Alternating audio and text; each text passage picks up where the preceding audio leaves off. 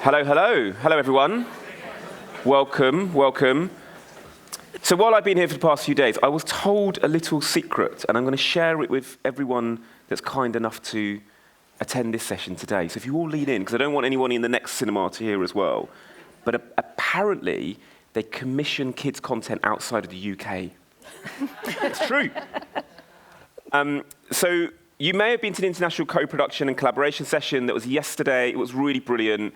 They had a 15-page document on how this all works. If you haven't done that, then it will be up on the delegate area of the CMC website, so please do check it out, because it was incredibly informative. I think we were chatting earlier about how we downloaded the document, because it helps us understand what it is we're doing as well. But out of interest, who here has actually had an international commission? There's a few hands. It's a fairly even split. So I think, like me, if you want to know how to get your hands on those euros, those yens, and those dollars, you are in the right place. So I want to welcome our panel, who are going to tell us how to pitch, co-develop, and sell your idea internationally. We have Suzanne Kelly from RTE in Ireland, Ai Shibita from NHK in Japan, Vicky Schroeders from YLE in Finland, and Katie Wilson from WildBrain in Canada. We were just chatting earlier about, I think it's probably the most sold, in fact, I think Bluey, Dougie, and Paw Patrol are some of the most internationally sold formats in the world, all feature one thing, which is dogs. So I was asking about, like, what do dogs have? Obviously, Dougie says woof, right, in the UK, but apparently everywhere else, dogs don't say woof. So in Ireland, it's... Typically, a dog in Ireland will go ruff. And Japan is... In Japan, it's one. And in Finland, how? And Canada? Canada, they say, eh?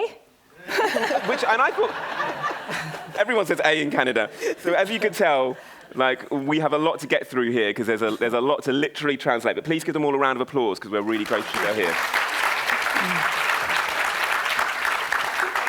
I should say, we also had somebody from the Netherlands that was going to join us as well, but for some reason they pulled out at about 10 o'clock last night.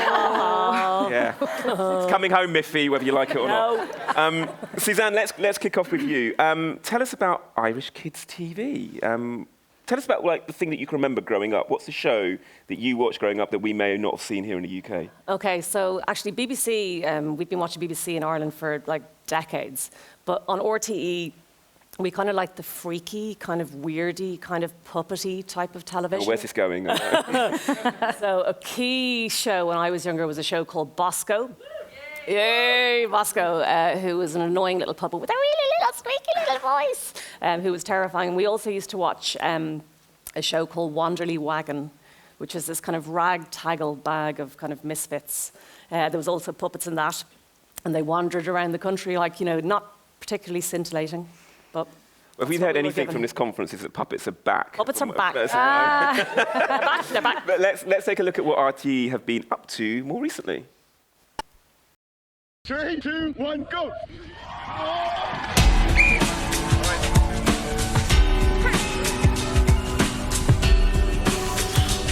Ready? Hello there. Have you heard the big news? There's lots of fun to be had.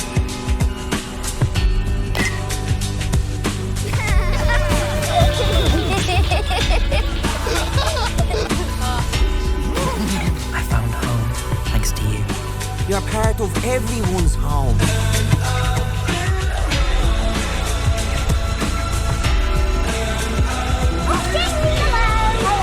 And I'm no dinosaur. I'm a stylosaur. To really get out there and live, that's the bravest thing you can do. I know.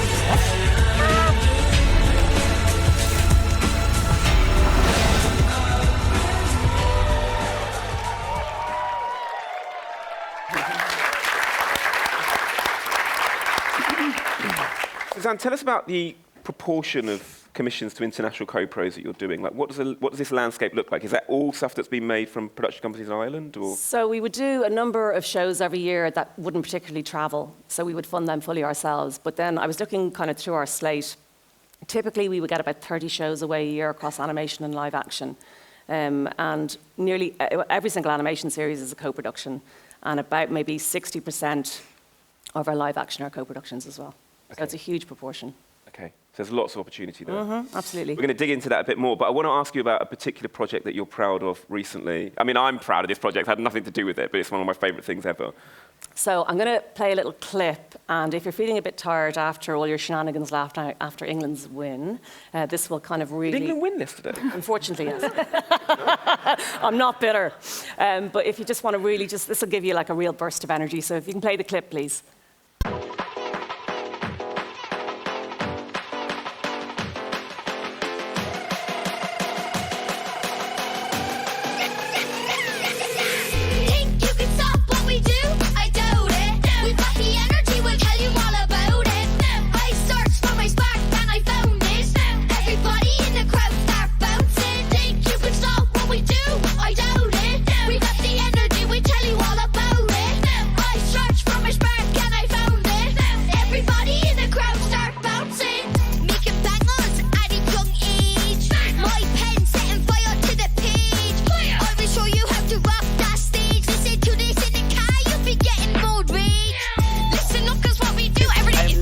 Obsessed with this video. I can't tell you how. What a clip. I genuinely think we could have done a whole session just on that video alone because I want to know every single thing about it. But give us briefly, how did it come about and where is it going? So basically what it is, it's from a group called the Cabin Studio and the Listún Varna Posse. I have to give them a shout out as well. And it's a collection of kids. This guy called GMC Beats, and he works with all these kids from disadvantaged areas. So lots of kids are from direct provision. And basically what they do is they created this video. They do them all the time. They put it up online and it went viral. It's like 20 million views so far. And on the back of it now we're commissioning a series with them, which is going out next year. I mean, if anything deserves a series, it's got to be that. I'm so excited. Yeah, awesome. Brilliant. And tell us what you're looking for next. Oh, what are we looking for next? Well, we're looking for loads more drama. That's a key thing we're looking for. We've got 2 dramas coming out this year. 3 next year, so always open for really, really good ideas that will work across both of our territories. We're also looking for a book show. You heard it here. Books are going to be cool, and puppets are coming back. Oh. There you go. If you can get rapping puppets to read books. Hang on a minute.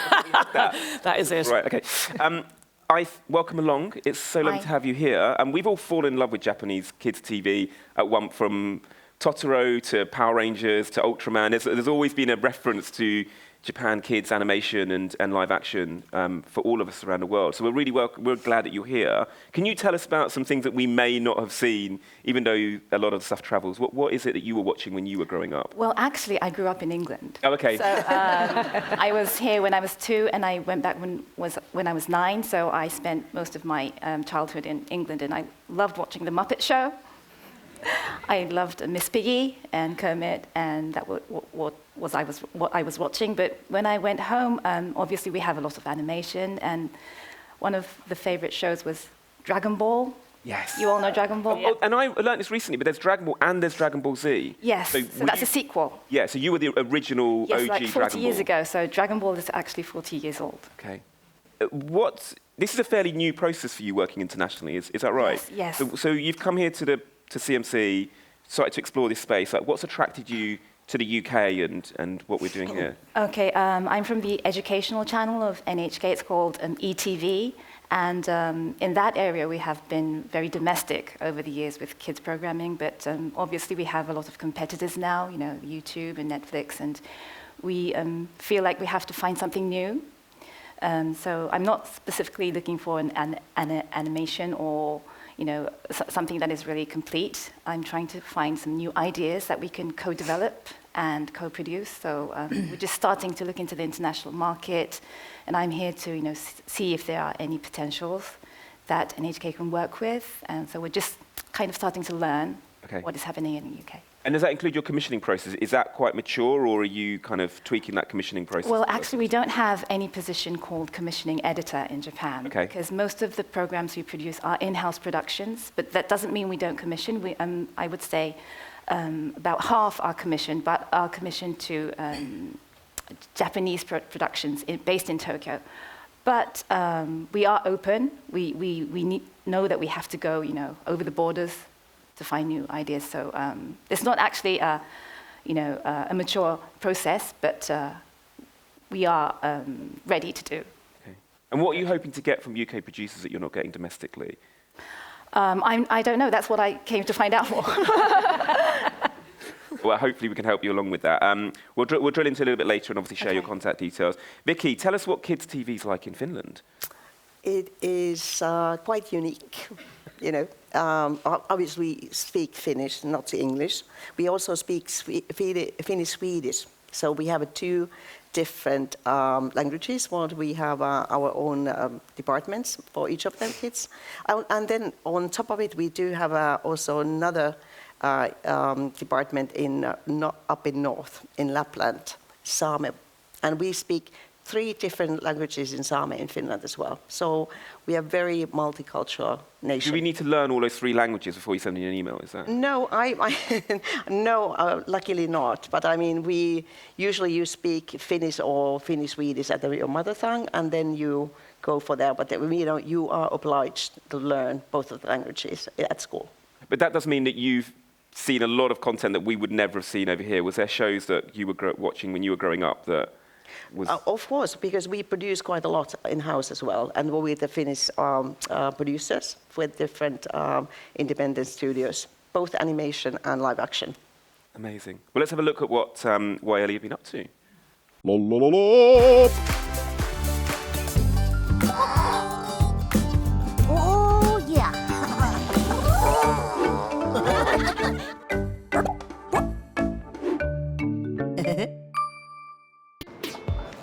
Moi. Moi. Mä oon Senja. Mä oon Niina. Mun puhelin pöllittiin Koilaaksossa eilen. Täällä on siis semmonen ihan hirveä asuinalue, Kotilaakso. Sitä sanotaan Koilaaksoksi. Ei niihin vuokrataloihin muuta muut kuin köyhät. Mun koti on tossa. Missä päin sä asut? Tuolla noi. Miksi meidän piti mennä Neilikan yläkouluun? Ne on kaikki jotain rikkaita. Senja, hei. Mikä nyt on? Haluan nähdä, missä Senja asuu.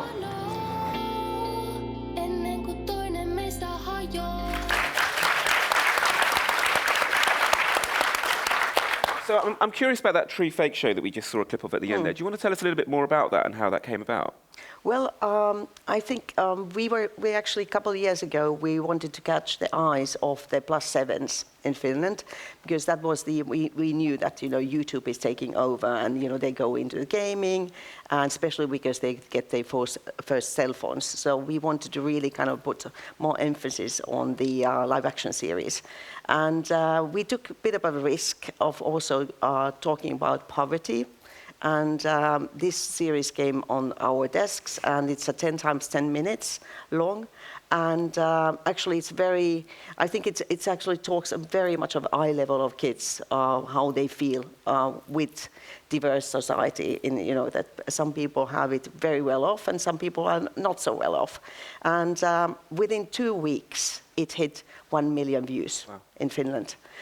We are population 5.6 million, and so it was quite substantial. And we noticed that it's actually also their parents were watching it as well. So it did really well. And now we are going for the series too. Okay. So, yeah. And I imagine that was locally produced. That's a Finnish It is produced by our in-house department. But so how can UK producers get involved? Like, what is it you're looking for next? We are looking good content for target 0 to 12. So obviously we have the preschool slots where we saw the first trailer of it. So that's Tiny 2. I've been working. We have lots of UK shows in there. I do acquisitions, then I do pre-buys, and then nowadays we are entering also to the co-production space. And then we do obviously the both live action and animation for +7s. Okay, lots to dig in there. Excited to get into it. Katie and WildBrain. I feel like the conference and WildBrain have known each other for a while, so we're kind of aware of some of the work you've done. But tell us about Canada and growing up. I mean, obviously Odd Squad's a big hit here in the UK, but I'm sure there's lots of other shows that we might not be aware of. What were you watching growing up? It was really hard for me to pick a show because growing up in the 80s, I'm going to date myself now, I really truly felt that Canadian kids programming was one of our biggest and best exports, still is. But I feel like I would lose my Canadian citizenship if I didn't say Degrassi. And I think because it was during a time in my life where there wasn't a lot of Canadian live action shows that truly represented myself, my friends, what I was seeing on a day-to-day basis. And it was real kids that were part of the show. I mean, they were showing up on set wearing the clothes that they would wear on a daily basis. And so as that show started to roll out, it rocked my little world. And sorry, just for people that don't know that show, can you give us a bit of a... Yes, of course. Okay, so Degrassi is a live-action show about a group of kids that attend school. It's really their day-to-day lives. But why it was so impactful was it was really showing the teen experience in a very Canadian way. And it started off with a show called Kids of Degrassi, which started in the 70s, and I have very distinct memories. They would show it in the public libraries before we would go in and with school. So it was part of our school curriculum. We'd go in and watch the show. And then it expanded into Degrassi Junior High, Degrassi High, Degrassi Next Generation, which helped kick off Drake's career, if you guys have seen that series, and then Degrassi Next Generation. So it has spanned decades and over 400 episodes. And we're currently working on doing a Degrassi documentary just about what that means to the teen experience globally. So it's been a show that's been recognized all over the world. Sorry, you're doing that as WildBrain? We're doing that, yeah. So Family Channel is our main channel that tackles kids and teens and families. And so we've commissioned that because it's been such a crucial part of Canadian kids' lives, spanning over decades. Parents remember it, kids today are watching it. So it is a pretty impactful show for me growing up, and I still talk about it with my friends, and we're in our 40s, and it's still something that we talk about. So it really helped shape my interest in Canadian programming, and it was unlike anything I'd ever seen, and it was unapologetically Canadian. Well, you've got an incredible slate, so I think we should take a look at it, which not just includes Degrassi, but some of the other things that you're also doing at WildBrain. Places, everyone! Excuse me, whoops, coming through. Start your engine! Ready? Now. Let's go! I'm gonna take it all the way when I hear the music play. 'Cause baby, I can't help myself. Hip, hip, hip. Woohoo! Strawberry shortcake! I can't wait to get started! Hugs and kisses! Nothing can stop us now!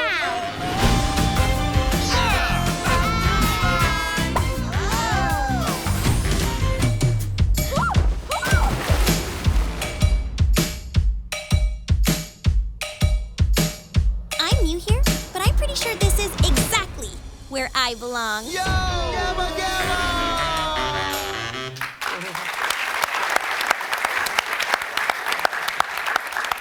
So there's a lot of brands in that reel that I think the audience here may recognize. So tell us a little bit how WildBrain works. You've got a number of channels and you commission, obviously, international projects. Yeah. What's the typical route for the team here of producers? It's the number one question I get asked when I go to markets because I think we're such a global company and there's so many different entry points into WildBrain. So just to give a really quick rundown of the company, we have 4 linear channels in Canada: Family Channel, Family Junior, which is preschool, WildBrain TV, which is very much kids 6 to 11, and Télémaginot, which is our French channel in the Quebec market, all French language, and that's preschool and kids 6 to 11.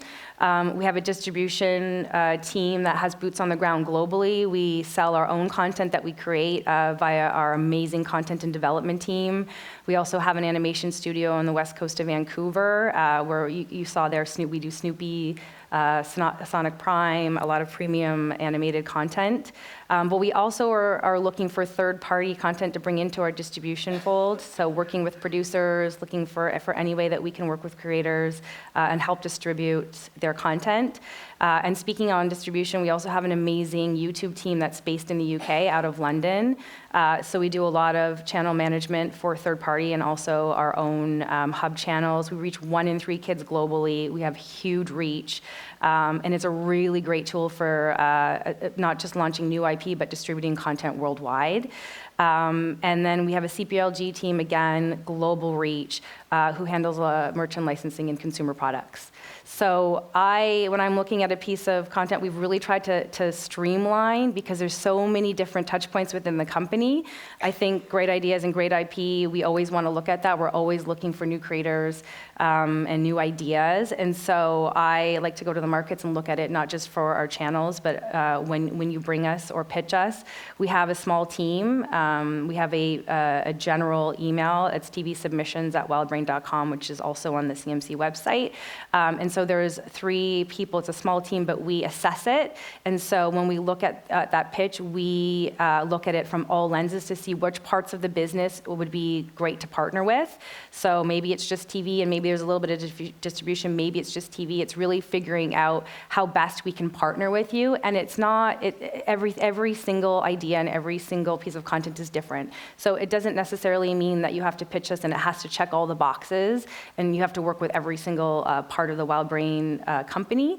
We really do look at it case by case and based on the idea. That's interesting, because I was going to say, no disrespect, it does sound quite complicated because you've got so many different places and inroads. Yeah. But you preempted what I was going to say, which is it starts with the idea. That's kind of what you want. So what sort of ideas, have you got gaps at the moment? Are there particular things that you're looking for that you'd like to hear from? Yeah, and I'll speak predominantly from the TV side, because really that's where we're looking to commission. So we're really looking for kids 6 to 11 comedy, live action, and animation. We're also pushing it a little bit more into the tween space as well. We do preschool. We have quite a bit of preschool on our slate at the moment, so we probably won't be looking for commissioning preschool for the next little while. We're really focused on fully produced content in the preschool space, because we do acquisitions as well across our channels. It's a big part of our programming slate. But yeah, so I would say kids 6 to 11, live action animation with a focus on comedy. Okay. There's loads to dig in there. You've already given us so much, but I'm sure there's many questions. We will be doing a Q&A towards the end of this, so if you do have questions kind of rumbling in your brain, get them nice and succinct. We're not going to be taking submissions and pitches on stage, just to be clear. There are some speed meetings going on later on, but if you've got particular questions, there will be a Q&A towards the end of this. But I'm quite interested in this idea of local and international. Actually, when we spoke about the shows that connected with a lot of you when you were growing up, they felt like they were quite local shows that represented your community, your country. And as we start looking at international co-pros, there's obviously a little bit of tension there. So how can we make sure that international co-productions can flourish in local markets? Suzanne, I'm kind of quite interested in your take on that in particular, because it is we are quite close to you, but obviously you are still quite local, and there seems to be things that we can bring to you, but we need to make sure that they represent Ireland rather than just the UK. Yeah, I think, you've heard this all before, but it does all boil down to story. We did a drama last year, Louise Lives Large. Yes. With WildBrain. Yes. So Tailored Films and Carol Walsh came up with this amazing script, came to us. We backed it into various funding rounds within Ireland. And then obviously WildBrain came on board, so it had that kind of really lovely global reach, but it's just such a brilliant story, really well written, really well crafted. So something like that is just, I suppose, how you can get into WildBrain by coming to the kind of, domestic national broadcaster. That's one way in. But I suppose, yeah, it's everything. We work with the BBC all the time. Again, it's about kind of, I suppose, how can we get things funded? We know everything's really, really difficult to get funded now. So if a producer comes to us and there's a co-production between, say, an Irish animation studio and a UK animation studio, we can access, quite significant amounts of money. It just makes things happen, gets things over the line. But, I don't think anymore we can be that precious. I think that everything that we make, it has to work in various spaces, because we're trying to exploit it all over the place. We have a really robust presence on YouTube. We talked about briefly earlier, and that's kind of, I suppose, where we're putting a lot of our time and effort. We're trying to open things up worldwide to kind of garner all those kind of, views and kind of interaction. Like we have nearly 150,000 subscribers on our YouTube channel, which is quite a lot for us. And we're trying to build experiences there as well, which are not just clip-based, promo-based. So we're trying to, particularly with the 7 to 11s, who are particularly difficult to reach, that's an area we're really, really trying to exploit. Okay. And Vicky, you mentioned a lot about language. I don't want to say barriers, but certainly you have a mix of languages in Finland, and that feels to English language production companies quite intimidating. So, but I'm sure you have mechanisms in place to help support people that may not speak the local languages and do that translation. How does that look like? If we bring an idea that makes sense for you as a channel, but may not necessarily be thought of something that works kind of in that language, how can we kind of tap into the support? Well, we do have so much international content at Wiley. So actually we do the dubbing process ourselves into Finnish or Finnish-Swedish, depending on where we would like to transmit the content. And then we do subtitling. So we are very used to having different programming, especially for adults. If we have a film from Japan, we will certainly transmit an original language and then we subtitle that in Finnish. And we do that with kids content as well. So especially for which is targeted plus 10s, 10, 11, 12 years old, they have started already reading process. And I think we start also learning a new language. I mean, usually English when you are in the first grader. So, people pick up quite a few languages. When I was at school, I learned 5 languages. Okay. So it's quite a usual process. Okay. So, yeah. You don't need us to speak 5 languages. You need to come with your good ideas. It's fine. We do understand English, obviously. We mentioned earlier about how you're starting to dip your toe into this space. You've been obviously working in-house and with a lot of local producers, but you're now kind of looking to branch that out. As you've been here at CMC, have you developed that thinking a bit further? Have you started to think about how we can make sure that you can connect with international producers, but still ensure that it works for local audiences? Well, since I've been here, I've been pitched with a lot of animations and a lot of complete projects that are primarily going to be produced in English, and probably they think that an animation could be easily localized because you just have to dub it, and we can dub it. But what we are looking for is new ideas. It doesn't have to be something that is made in English that is going to be dubbed in Japanese. It could be something like a format, or it doesn't have to be mixed cast or anything, because there will be a language problem. It could be like, I don't know, like exchange of episodes. I'm just trying to look for a new way to do an international co-production, not just acquiring something and just making it into Japanese. So. But that's interesting because you're also interested in formats as well then, so don't necessarily have to be finished tape or even ideas that have been developed to a certain level. You're interested in seeing shows that may be finished, but how can we adapt that format to your local audiences? Yes, but we could still develop an idea into a program. We want to make something new, that all of our kids haven't seen before, something brand new, because we don't want another animation or another live action show that we have seen before. We just or want you to could do locally. Yes, we want to develop something new. So we're looking for an idea. That makes a lot of sense. Katie, I've got a couple of awkward questions for you. I hope that's okay. Hit me. I'm gonna start with creative risk. So you've got an incredible reel, but there's 2 things here. One, a lot of it feels like existing IP.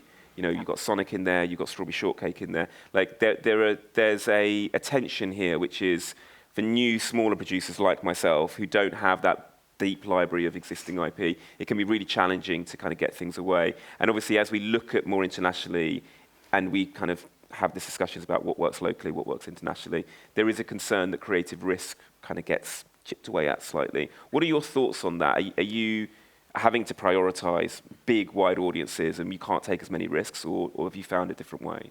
It's interesting. I mean, WildBrain as a whole, we have amazing brands, as you've seen by the reel, and it's really important to us to have that IP. If in the kids' TV world in Canada, I think having known IP is really important. There's 11 channels in Canada that are targeted towards kids, and a lot of them are really well-known brands like Disney Channel and Nickelodeon and Cartoon Network. Our group of channels, Family Channel and Family Junior, we're not really tethered to a pipeline of content coming from a major studio, and that gives us the flexibility to work with all different types of big studios, small independent producers, and that's really important to us because not only is it really a priority for us to show and tell Canadian stories, we really look for global narratives as well. I think it's really important to bring those stories to Canadian kids and families. And typically, out of all the commissions that we do, I would say co-productions probably make up between 30% and 40% of what we do. We obviously have Canadian quotas, And if you attended the international CoPro panel yesterday, it was brilliant. I highly suggest that you check it out when you have a moment. But there's a lot of, I think Alex, who was moderating, she said it so perfectly, there's the dark arts of the Canadian tax. I feel like there's an 8-part documentary. Oh my gosh, we could be here all day. And even myself, who has been working in the kids business for 15 years, there's a lot to navigate there. There's amazing funding bodies, there's tax credits, but we also have quotas. We're regulated. So not only are we regulated on what we put on our channels in terms of how much of it is Canadian content, we're about 35% that has to be exhibited on our channels. We're also regulated with how much revenue we put back into the Canadian system. So when you're hearing things like it has to be Canadian, it's because we have a very deliberate pool of money that we need to spend from a regulatory perspective on truly Canadian content. Now, there's great systems in place. Canada has international code treaties with, I think, over 60 countries. We have a great treaty with the UK. Mallory Towers, which you saw on that reel, is a really great example of us bringing a UK story to Canadians via an international co-production. And Suzanne, she stole my Louise Lives Large because that's a really great example of a bunch of broadcasters, international broadcasters coming together to get a show made, and I'm really proud of it. And it's a great show, and we're doing that more and more. I think we need to be more creative with how we're piecing together finance plans and being open and a little less precious on what we're doing and able to get these shows made. So, I mean, known IP is important 100%. It comes with a lot of benefits for an audience. And I mean, I represent linear TV, which has been challenging, truly, on the Canadian market. So known IP sort of gives you that step up when you're putting something in the schedule. But we are also looking for new stories to be told. My point of view on that is, how are you ever going to grow a brand if you don't take a chance on a good story? I mean, we still need new ideas, and we need to be able to build that. I think there's a balance between it. But when it comes to new ideas and marketing, obviously it's a lot easier to market Sonic the Hedgehog, compared to a completely new bit of IP. Are those challenges? Are you finding different ways to get audiences to new IP? And do we need to be thinking about that when we're coming up with the ideas in the first place? How can we make sure that this gets the attention in a very crowded market? Discoverability is everything, and it's been really challenging. And so I think for us, whenever we're introducing a new idea or a new show, especially on the linear channels, we have to think from the ground up when we're commissioning what other content are we going to create. You have to build that into your budget, start thinking about that right before you even get into production, about what else can we be doing, what content can live on different platforms, whether it be YouTube, on social media, via TikTok. How are you going to reach kids to let them know that this show exists on our channels and on other platforms and on our VOD platforms? Because 10 years ago, you could have a really solid marketing plan on linear TV and some off-channel support, and that would be enough. That's not the case anymore. Kids are so fragmented, and they're across so many different platforms. They have so much choice. We know that. So it's very cliche, but we need to be everywhere kids are. And so you need to build that into what you're thinking about when you're marketing your show, and even when you're creating your show. So that's crucial for us, especially now when we're looking at a piece of content. Yeah, or seed it earlier on a different platform, as is the case with Maddie and Triggs, which is a co-pro we're doing at the moment with CBeebies. It's a wonderful series from Turnip and Duck. And that's what they did in the first instance. They created a lovely podcast series. It's kind of almost like a proof of concept.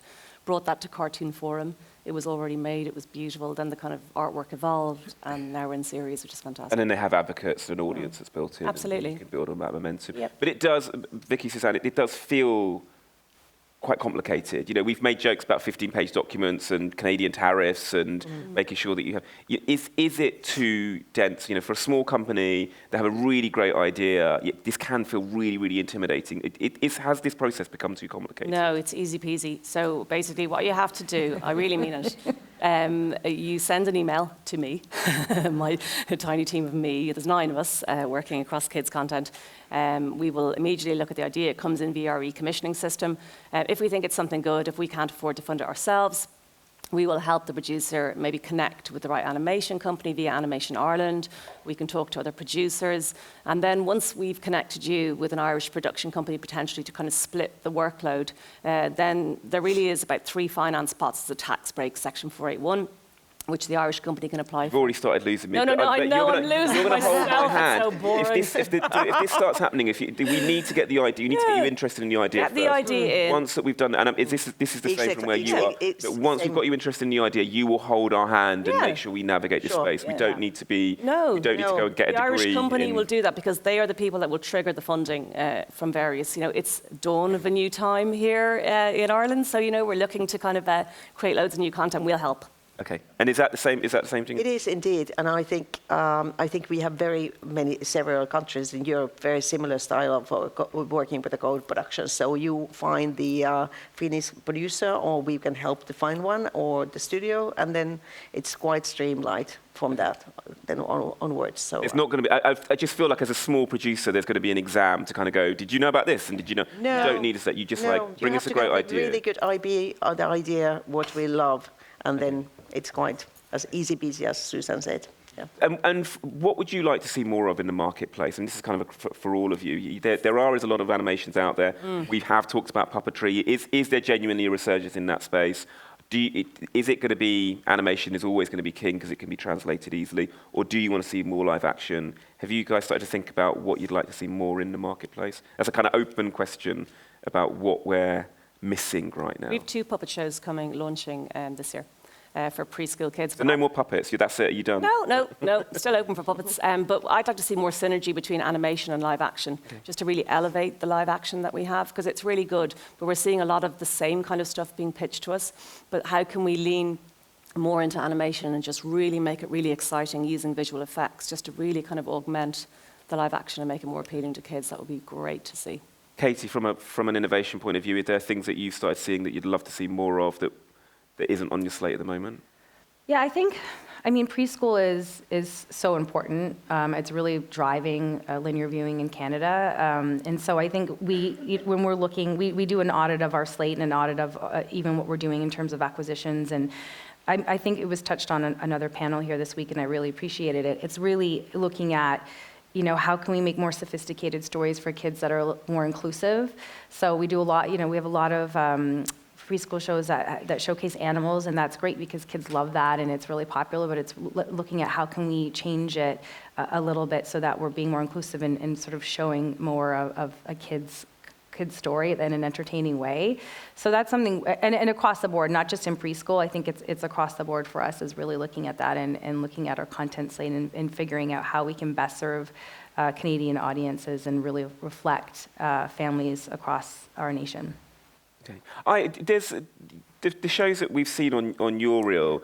What's so great about some of the content that's coming out of Japan is that it is very clippable. You can make short pieces. There's lots of reaction shots that are in there. It feels like the Japanese audience have always been ahead of the game in building that content. Is that still in vogue in Japan? Is that still something you want to see more of? Well, we have plenty of that already. So I've been repeating myself, but well, if you talk about animation, we are good at it. So you are very good at it. Yes, we are good at it. And I'm not saying that we're not open. We are open to any idea. It could be an animation, but it's going to be highly competitive. Mm-hmm. And but puppetry is still, very welcome in Japan. And I know it's going to be really difficult to make a live action show that could, be a mixture of European culture and Japanese culture, but why not? There should be a way to, improve it into something that would be globally understood. Maybe live action plus animation, or maybe I haven't seen any drama projects, but we are open to anything. So. Drama's okay, live action plus. I did notice from your reel you had a lot of entertainment formats in there as well. Is that something that you're open to? Because I don't think that we saw that across any of the other reels. Like, is entertainment a space? Entertainment is a space, but we are an educational channel and we are a public broadcaster, so there has to be an educational value to it. Okay. So it's like edutainment. It just can't be mere entertainment. It has to have an educational value to it. But entertainment shows are really welcome. And right now we're trying to develop a program that deals with how to deal with your feelings like anger and sadness. We're trying to make a a program about that. So if you have any ideas about that, that would be welcome. I have a puppet show, which is all about Hold on, that. that's my job. What are you Which doing? is all about that, called Minding the Extension. So you can have it. For a Well, actually, fixed price. that's a beautiful pivot to my next question, There you which go. is around IP ownership. So how does this, like, you know, let's get into the nitty-gritty of the business around this. Like, how does IP ownership work? If we bring an idea to you, and it feels like it's going to be different across WildBrain and across national broadcasters. We bring an idea to you. Are you going to gobble up all of our IP, or is it a shared thing? How does it work? We license, really. So, no. So you follow a similar terms of trade model that the UK does? Yeah, and we'd be like far down the recruitment schedule, yeah. Okay.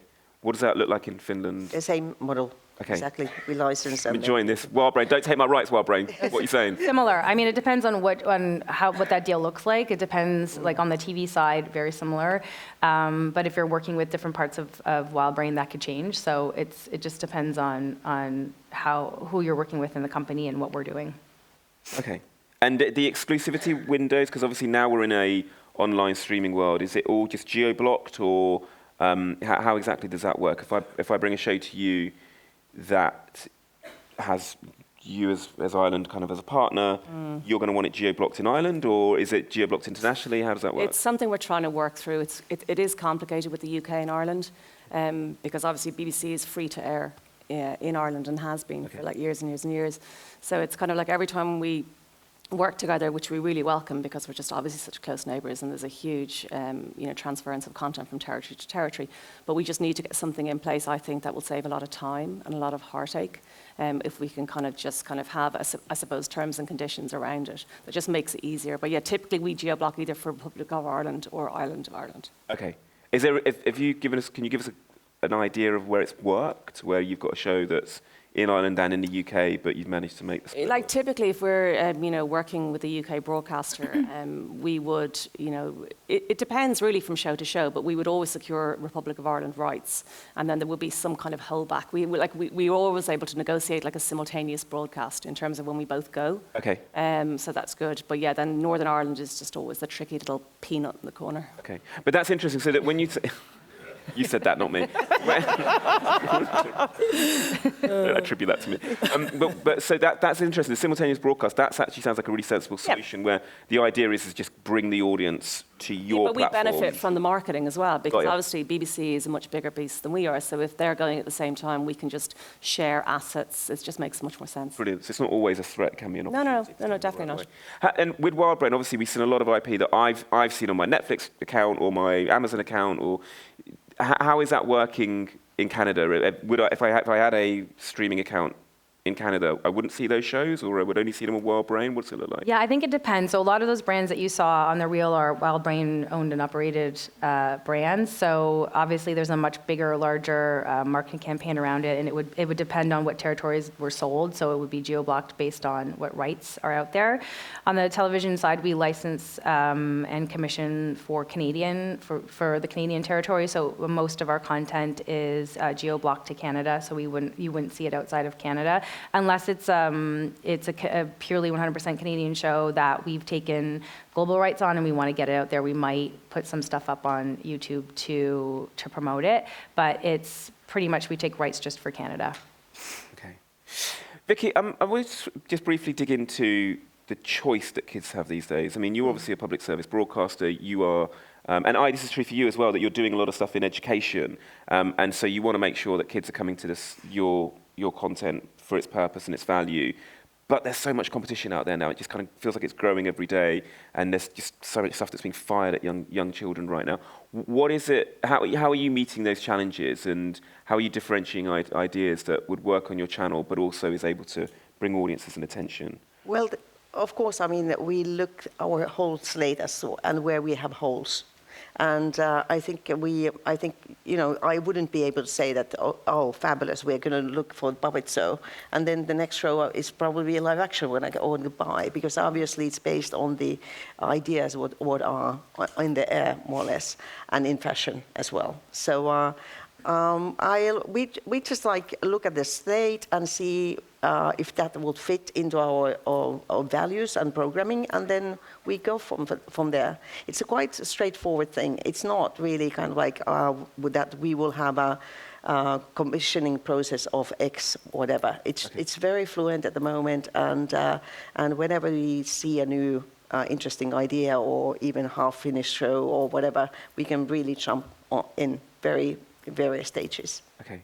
But what about NHK? The stuff that you've shown us there on that reel, is that just on NHK, or have you started clipping it out to social platforms, TikTok, YouTube, etc.? No, in Japan, as a public broadcaster, we're not allowed to do business with commercial companies, so we can't really put our whole show on YouTube or whatever social platform. We have our own platform, which is quite successful, and our linear channel is doing really quite well. So, as a public broadcaster, we think we have to be the pioneer of our industry in our country, and that's why I'm here. I'm trying to reach out and see if we can do something brand new, not find something that we haven't seen before, and try to co-develop a new idea that none of our kids have seen before.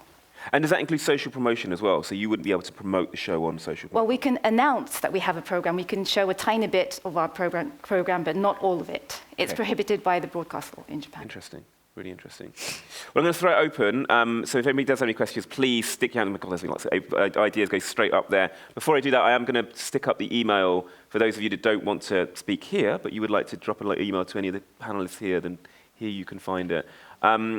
We've got mics roving around. I've got very bright lights in my eyes, so if the volunteers see a mic that they can hand over. If you can just let us know who you are and where you're from as well before your question, that'd be great. It's Graham Davis from the Wombles. They're coming back. Existing IP, love it. Yeah, exactly. And it's really interesting to hear what you were saying, Katie, because I'm currently working on a project that's a comedy for 7 to 11-year-olds, and it's live action. So I know for this audience, it's particularly more difficult to get the humour right because they're getting more sophisticated. So from the panel, some tips really on the kind of humour that works best that you see that travels internationally. Really? That's such a great question because humour is so local, isn't it? It's different so for each hard. territory. How do you navigate that? It's so hard to get right, truly. I think comedy is, listen, I sit up here and I say we need comedy, and I think it's the hardest thing to truly get right. And so, when we look at something, we try to find, obviously, having a Canadian sensibility definitely helps, but, broader comedies, work for us as well. Right now, we're seeing it with a lot of acquisitions that we're doing on the channel, and actually more nostalgia, to be fair. So shows like Family Matters with Urkel, we brought him back for a bit in Canada, and that seems to be resonating really well with the Canadian audience, and we've had some success with that show.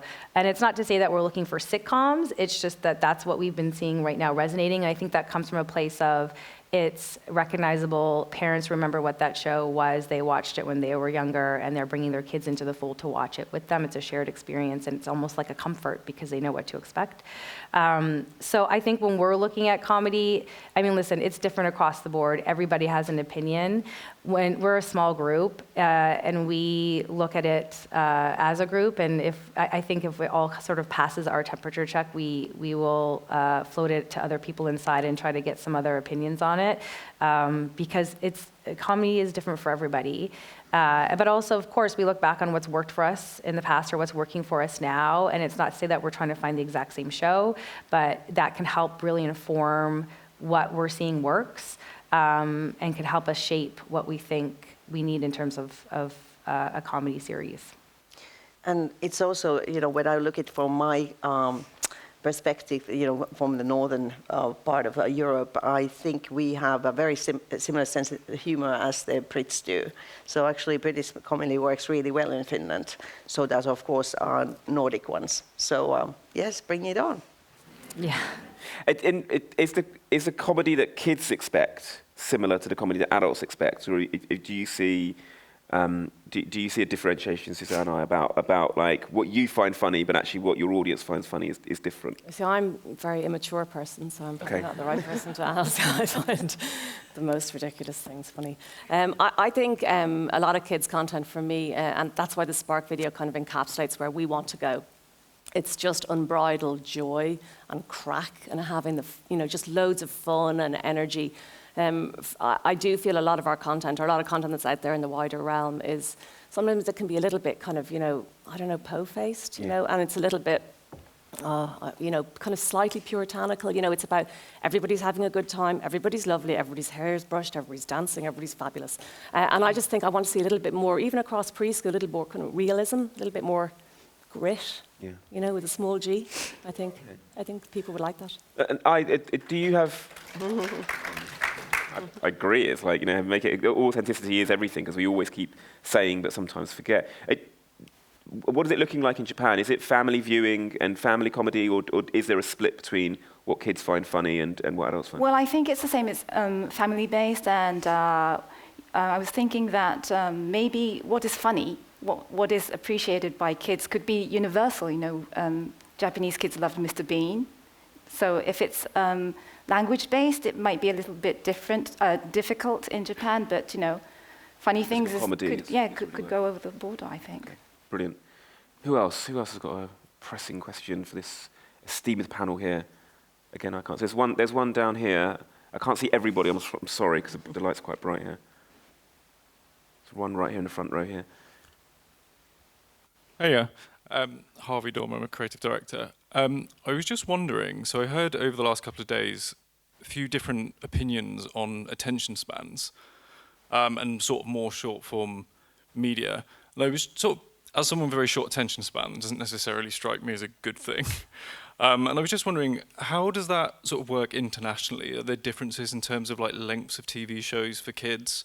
And is that something that you guys sort of consider when it comes to the media that's sort of created as like a development thing for kids? Because I know there's a lot of call for like shorter forms thanks to TikTok and Reels and stuff like that. But as someone mentioned yesterday about creating shows where someone can play Roblox and watch a show, but then there's also conversations about more complicated stuff because kids can get it. I just wondered what the balance is there, if that makes sense. It makes a lot of sense. I feel like we're getting into the attention Olympics. What country has kids with the best attention spans? Or the longest? I don't want to say the best, but what's the longest? I think there's two questions in there. Let's take the first thing around attention spans. Are your lengths of programs the same? Are you seeing them being shorter? Do you want... What's an ideal minute length of show that you want pitched to you from? Wow, it really varies on the audience. Like, you've got your typical animation standards, your 7s, 11s, you can bang them together for, 22s if you want to go longer duration. Kids live action, we do a variety. We do some short form filler content, which is like 2 minutes long. But like we do, TV half hours, 24 minutes for kids drama. Like it really does vary. And we're not really tied to a really brutal kind of, steadfast kind of duration. We can be flexible. We do 10s, 15s. Like it really is all over the place. It just really depends on the idea and how long the duration is. But we have a lot of flexibility in terms of our channel. Katie, you're nodding furiously. Is that the same for WildBrain? And Vicky, is that the same, that we're just seeing schedules and whatever works for the idea is right? Yeah, absolutely. I mean, very similar. I think in the live action space, we've historically been 22 minutes. We have dipped our toe a little bit in the 44-minute space, but I think 22 is a sweet spot for us. But to Suzanne's point, yeah, we're open. I think we've especially been more flexible on duration coming out of lockdown, and what we've been seeing with fewer habits on our channel and shorter form content is definitely not just from an attention span point of view, but also it gives you a little bit more flexibility in your schedule and also on other platforms. So 11s and 7s are great, especially for animation. And even in the preschool space, we keep it open anywhere from 5 minutes to 11 minutes or even 15 minutes. So I think it depends on the idea and on the content. And if you think that you need that 22 minutes to really get your narrative and your story and establish your characters, then that's the conversation you have. But we try not to to lock ourselves into duration. And even sometimes with target demo, it's so easy for us to say we want content that transcends age, which is okay, great, but that doesn't give you a focus. But we're trying more to sort of come at it from that perspective as well, and sort of say it's great to think about preschool, but shared viewing is so important to us that we kind of have to think about everybody in the room who's watching the content. And Vicky, I think there's a separate conversation there around dual screening and children having lots of different screens at one time and content that they're watching together. Are you seeing that with your audience as well, that we're needing to be... Of course, because it also depends where you want to put your content into, because we are also all the platforms here where the kids are. So obviously you want to have different content for TikTok, and then you want to have a different content for Instagram Shorts and so forth and so forth, and YouTube Shorts and everything, like, because we literally expand our programming all over. So, but I mean, talking about, extension plans, yes, I agree with you, but at the same time, I do think that, especially for preschoolers, you need that kind of calming program as well.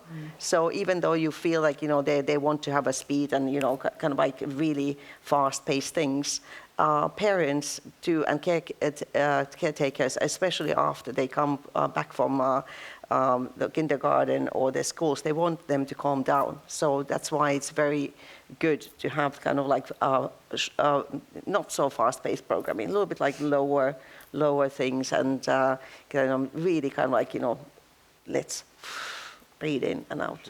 Yeah. I think we've got time for one more question. If anybody's got one more burning question, I can see one kind of right in the middle there. Apologies if we missed anybody else. So we have been through quite a lot today, so we really super appreciate your patience. Hi, sorry, I'll try to be quick. Kahanya from BBC Studios. This is for I was wondering, I don't know if you've already mentioned this, but you mentioned that NHK is prohibited to do business with commercial companies within Japan.